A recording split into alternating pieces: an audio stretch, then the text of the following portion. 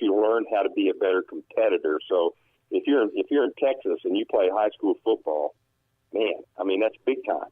You're going to learn a lot. If you're in Kentucky and you play high school basketball or football, you're going to learn a lot. You're going to learn a lot about getting knocked down and getting back up again, and all those lessons that you need to learn to be a true competitor. And so, you know, when I was recruiting all those years, as hard as it is to do, I really tried to look inside of a player's heart to see if there was a competitor in there. If that guy was willing to work, if he was going to get knocked down and get back up again, and all those kinds of things. And that's possibly the hardest thing to evaluate. Well, Coach, when you were on the recruiting trail, you were probably going after a bunch of back in the early 80s, 90s when you were recruiting a lot, probably a lot of multi-sport athletes, guys that were still playing baseball and some football, baseball and some basketball. Is that a fair statement?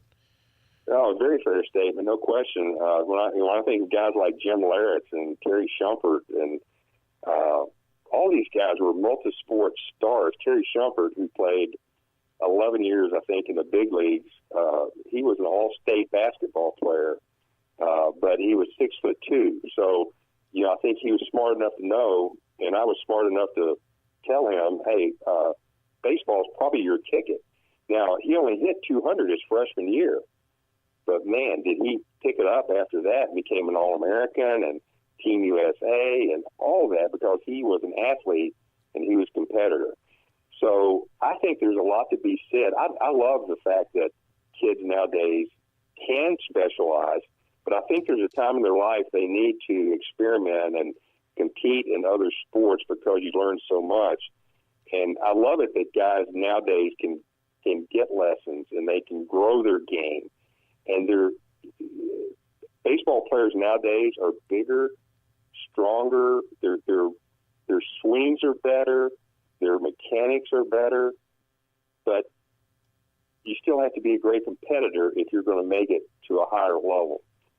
Yeah, and that's something you can't teach. As a coach, I know that you've probably seen a lot of athletes that you saw had all the tools. They were that 6'2", 225-pound center fielder that could run like a deer, had everything going on for them, but maybe their heart wasn't quite where you wanted it to be. Exactly. And then you had a guy like Andy Green, who played at Lexington Christian High School, a two-sport player. He was a little bit raw as a baseball player, but, man, did he have heart. So he breaks the school record for hits at Kentucky and plays in the big leagues with the Diamondbacks and the Mets, and now he's a manager for the San Diego Padres.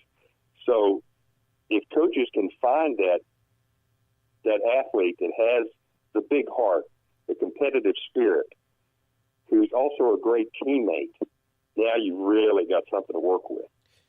Coach, take us back in 1979 as a young 26-year-old head coach in the SEC, going into kids' homes, recruiting before cell phones, any technology. What were some of the challenges? And we'd love to hear some stories of going into some recruits' homes. What worked well, what didn't? Any big landings you had in those first couple years at the University of Kentucky? I think, John, there's no substitute for enthusiasm. I think my enthusiasm for what I was doing and where I was coaching, and I think the parents and the players were able to see that, and I think they were able to feel that, and I think that was a big part of it. And I finally had to learn that the University of Kentucky is not for everybody. There's some kids just feel more comfortable with another coach at another school, whatever. And that I had to get over that because I took it so personal. If a parent or if a player called me to tell me that they weren't coming to Kentucky, it broke my heart because I was so into coaching baseball at the University of Kentucky. It was such a big part of my life.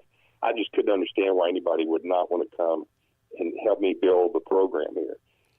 Beautiful campus, a lot to like about everything Kentucky. Yeah, SEC. when you asked me that question, I immediately thought of Paul Byrd, who now is in broadcasting with Atlanta Braves, but he pitched for LSU, was an all-star for the Royals, pitched for the Braves, and a bunch of other people. Just a great, great person. He used to come to my camps in the summer, and he pitched at St. X High School in Louisville. And when I went over to do his home visit, he was wearing a Kentucky Wildcat T-shirt. He even had, I remember this vividly, he had Kentucky Wildcat shoestrings in his shoes.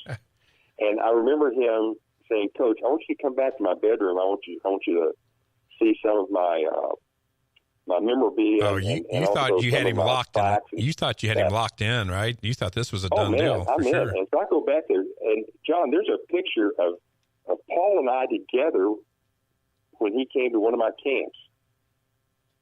And there's Wildcat stuff all over the place. And I leave there thinking, I've got this guy. This is no problem. 2 nights later, he called me and he said, "Coach, I'm going to LSU." And I said, "Paul, man, you're killing me. Why are you going to LSU?" And, obviously, better weather, bigger stadium, all those kinds of things. It wasn't any of that. He said, Smoke Laval, the assistant coach for Skip Bourbon at the time, every day would send him a note, and it would have the temperature, Lexington, Kentucky, 49 degrees, Baton Rouge, Louisiana, 74 degrees. He said every day I got a weather report in the mail, and this was before kids used the internet and all that stuff. And man, that's amazing. Persistence. Yeah, you just never know what's going to cause a kid to go to one school or the other. But the good news is Paul and I are still good friends, and that was about the time I started learning, hey, I cannot take recruiting personally. I have to do the best job that I can do and sell my program the best that I can sell it, and then let God do the rest. That's a great segue into one of your foes there at LSU, Skip Burtman. His entire career at LSU, you mirrored at Kentucky. Tell us about some of the battles and the relationship you have off the field with Coach Skip Burtman. Well, first of all, I have a tremendous amount of respect for Skip. What a brilliant mind for baseball and for coaching and for team building and for motivating. He was just simply one of the best. And he took an LSU program that was really not very good at all. And I remember going down there when I coached at Mississippi State, and they had this old stadium that was built. It was like a minor league stadium, and maybe 300 people would come. And within 3 years after Skip Burtman got on that campus, he was bringing in 6,000, 7,000, 8,000 fans. It was just incredible. They started winning national championships. He was one of the smartest coaches, one of the best motivators that I have ever been around in any sport at any level. Just phenomenal. And one of the things I really love about Skip is a sense of humor. He could have been a stand-up comedian, no question in my mind. It was pretty cool seeing, him and Augie together, before Augie's passing. And then I've had a chance to be at their new facility there at LSU.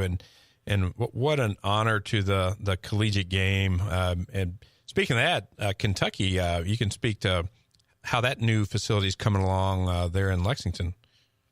It is absolutely breathtaking. Nick Mingione, the head coach of Kentucky, took me on a tour about a week ago. And I just walked around, John, with my mouth open. It was just gorgeous. It's going to be one of the premier college baseball facilities in the nation. I think this next week, the coaches are actually moving into their offices at the stadium. There's been a little bit of a snag with getting the turf down on the field. They had some problems with the soil and the drainage, so it's taken a little bit more time. But they're going to be practicing on that field October 1st. But it's I can't wait for you to come back to Lexington to see it, because it sits on a hill right next to the football stadium on Alumni Drive, And one of the, I loved our old facility, Copenhagen Stadium. I thought it was, sort of the Wrigley Field of college baseball, but it was sort of hidden on campus, and there were no major streets going by that stadium. The parking was not good, and it was just a very difficult place to go to watch a game because of parking and the location. This place is out on a main street on the edge of campus next to the football stadium. It's going to get a lot of exposure, and it's going to make a huge difference. Coach Madison, with my job with DBAT, I get an opportunity to go around to different college venues, especially in the summertime during summer baseball tournaments. And I'm going to go ahead and put you on record, as I would love to know better than my very first visit to the new stadium to be your guest, maybe this upcoming season. How about that? Absolutely, and I will take you on a personal tour, and you to show you that I still have some recruiting skills left in me. When I get through with this personal tour, you're going to want to move back to Lexington. Well, I'll just tell you, for our audience, we're here in the Southwest in Texas, but our audience is nationwide. For you Texas kids, you Louisiana kids, we're getting into the LSU territory here, Coach. Oklahoma. I've been telling some kids here locally about the new stadium and the Kentucky program and the campus and the horse racing. And you mentioned it earlier, the women. I didn't say fast women, but you mentioned it. And I'm trying to get some interest. They think it's like, a 3-day trip to get to Lexington from Texas. But I'm going to do my best to promote the program at the University of Kentucky here in the Southwest and the Western United States, because you helped put it on the map, and it's really getting there now. Yeah, Nick Mingione, our coach, is one of the most positive, high-energy guys in all of college sports. And not only that, he's an exceptional person, too. So I've got to put a plug in for Nick. We actually are in a Tuesday morning Bible study together every Tuesday morning. And he has missed, I think, twice in 2.5 years. So he's committed, and he loves his players, and I'm a huge Nick Mingione fan. Well, Coach, in the time we have left, you're such a busy guy. Again, I appreciate you taking some time out. I know you have a speaking engagement tonight, so we'll wrap up here soon so you can head out for that. But some of the things you're doing outside of, it all ties to baseball. Your involvement with SCORE International. I want to talk a little bit about that and let our audience know how they can get involved in your upcoming trip in November. Yeah, I appreciate that. I've been when I retired from coaching in 2003, I was only 51, and so I had no idea what God had planned for me. I just knew that it was time for me to do something else, and I was actually still working at the university at the time, but a friend of mine invited me to go on a baseball/mission trip with him to the Dominican Republic, and that was in 2004. And I go on this trip. I had never been on a mission trip. I had never been in a third world country. But when I went out on those baseball fields and I saw the passion that those kids in the Dominican Republic had, it absolutely blew me away. And I knew I wanted to go back. So I went back a few more times. And finally, the founder of SCORE International offered me a position. He said, we need for you to spread the good word and get more baseball coaches, more baseball players to go on these mission trips to the Dominican Republic and help these people. And, John, we would show up on fields down there. And I know this sounds crazy to some of the players and coaches listening, but sometimes we actually have to shoo the goats and the chickens and the pigs off the field. And some of the kids, this sounds like a grandpa story, but this happens right now in the Dominican Republic. These kids will walk 2 miles barefoot to get to a baseball field to learn how to play the game better. These kids, and that's why there's so many Dominican kids making it to the big leagues, because the passion and the hunger is there. And they just are relentless in their pursuit to